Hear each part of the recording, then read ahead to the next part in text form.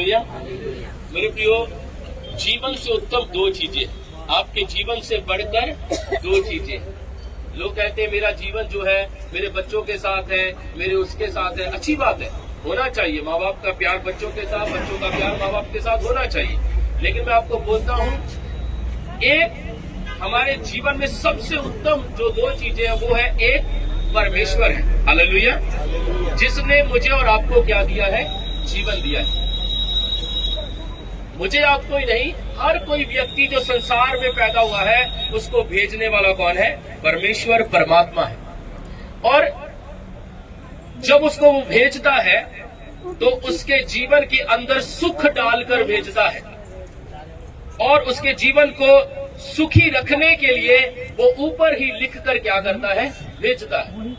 और चाहता है कि हर कोई व्यक्ति क्या रहे? सुखी रहे। और हर व्यक्ति के जीवन के अंदर किसी भी प्रकार का कोई दुख एंटर ना करे। और परमेश्वर ने कहा कि जब मैंने किसी चीज को बनाया है तो मैं उसका ध्यान भी रखता हूँ। और दूसरी चीज, एक वचन पढ़ते हैं, वचन में लिखा है कि परमेश्वर जो सबसे उत्तम, सेकंड, परमेश्वर की करुणा जीवन से उत्तम है, हालेलुया। क्या है जी? परमेश्वर की करुणा जीवन से भी उत्तम। एक परमेश्वर की ओर से आपको जीवन मिला, वो हमारे जीवन से उत्तम है। दूसरा, परमेश्वर की दया हमारे ऊपर होना, ये जीवन से भी क्या है? उत्तम। आमीन, आमीन, हालेलुया।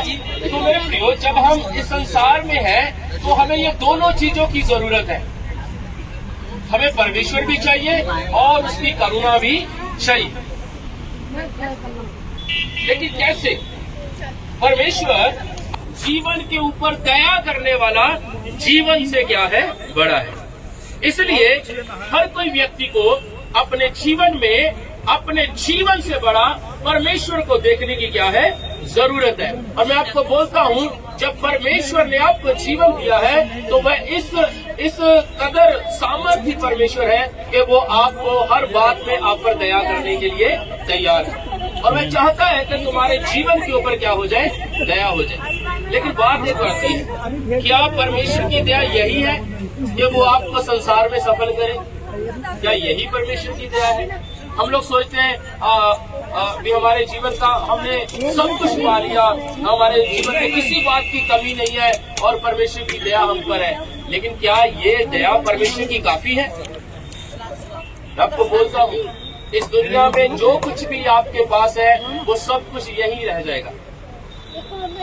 इसलिए हम इसको परमेश्वर की दया नहीं कहते, हम इसको कहते हैं कि परमेश्वर ने खुश होकर आपको धरती पर क्या दे दी? आशीष दे दी। ये एक आशीष है। परमेश्वर की दया वो है कि एक व्यक्ति जब संसार में अच्छा जीवन जीता है और जीने के बाद जब उसका अंत आता है तो वो परमेश्वर के घर में प्रवेश करे। ये होती है परमेश्वर की दया। ये हर किसी पे नहीं है, हालेलुया। क्यों हर किसी पे नहीं है? क्योंकि हर किसी को दया नहीं चाहिए, हर किसी को परमेश्वर की आशीष चाहिए। हर कोई चाहता है कि मेरे घर में किसी भी बात की कमी और घटी ना रहे। परमेश्वर कहता कोई बात नहीं, मैं दूंगा, और परमेश्वर देते हैं। ये उसकी आशीष है कि उसने आपको दी है। लेकिन उसकी दया, ये मत समझिए कि उसकी दया आपके ऊपर है। दया उस व्यक्ति के ऊपर है परमेश्वर की जो जीवन में सब कुछ पाया लेकिन मरने के बाद वो परमेश्वर के घर में प्रवेश करे। ये परमेश्वर की दया, हालेलुया, हालेलुया। इसलिए बाइबल में भजन संहिता 63 में और उसका 3 आयत में ऐसा लिखा है कि परमेश्वर की करुणा जीवन से क्या है? उत्तम है। हमें परमेश्वर की करुणा जीवन से क्या है? उत्तम है, हालेलुया। वचन कहता है 2 प्रकार का जीवन है, एक संसारिक जीवन और एक आत्मिक जीवन। संसारिक जीवन जो आप संसार में जी रहे हैं, आत्मिक जीवन जो होता है वो मरने के बाद शुरू होता है। इस दुनिया के ऊपर हमसे पहले अरबों लोग आए, पैदा हुए और मर गए। हमारे बाद भी लोग आएंगे, पैदा होंगे और मर जाएंगे।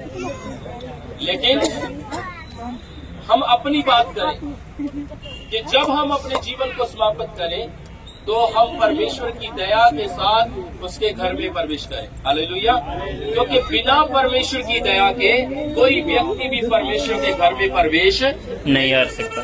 हालेलुया। तो जब मैं इस संसार में जीवन की बात करता हूँ, वो दया कैसे होगी इंसान पे? वो दया कैसी होगी? हालेलुया। आप में से सब कोई आशीष चाहते हैं। हम आशीष क्या है?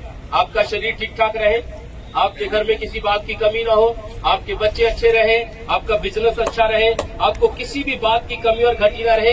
ये परमेश्वर की आशीष है। लेकिन परमेश्वर की आशीष परमेश्वर सबको देना चाहता है, सबको परमेश्वर आशीष देना चाहता है। लेकिन दया जो होती है वो परमेश्वर से करवाई जाती है। हालेलुया।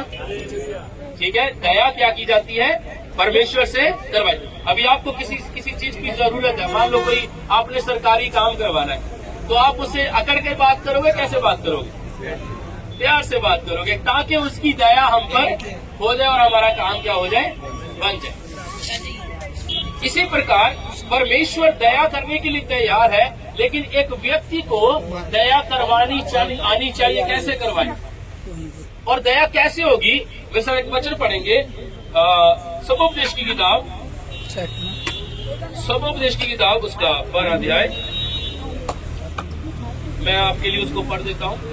सबोपदेश की किताब उसका 12 अध्याय उसकी 13 आयत में ऐसा लिखा है, सब कुछ सुना गया, अंत की बात यह है कि परमेश्वर का भय मान और उसकी आज्ञाओं का पालन कर, क्योंकि मनुष्य का संपूर्ण कर्तव्य यही है। क्योंकि परमेश्वर सब कामों और सब गुप्त बातों का, चाहे वह भली है या बुरी है, न्याय करेगा। हालेलुया।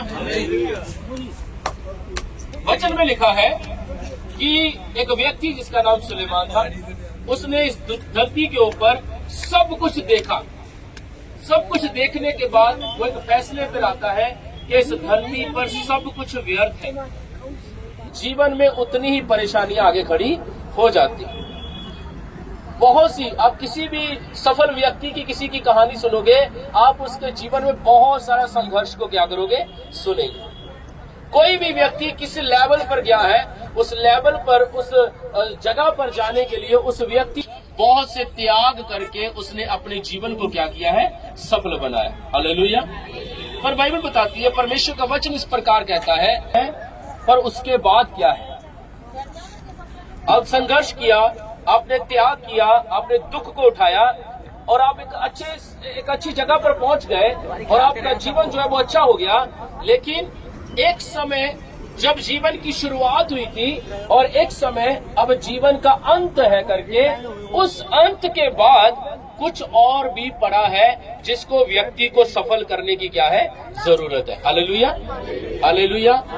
इसलिए जब आप परमेश्वर के पास है, जब भाई रामकृष्ण के घर में परमेश्वर ने एक जीवन को दिया है, ये बच्ची नहीं है, ये परमेश्वर की ओर से दिया गया एक जीवन है जो इंसान के जीवन में परिवार में जोड़ने के लिए परमेश्वर क्या करते हैं? देते हैं। और परमेश्वर हर किसी को जीवन को उत्तम बनाना चाहते हैं। पर मैं आज आपको एक बात बोलना चाहता हूँ, वचन में लिखा है कि जीवन से भी उत्तम एक चीज है।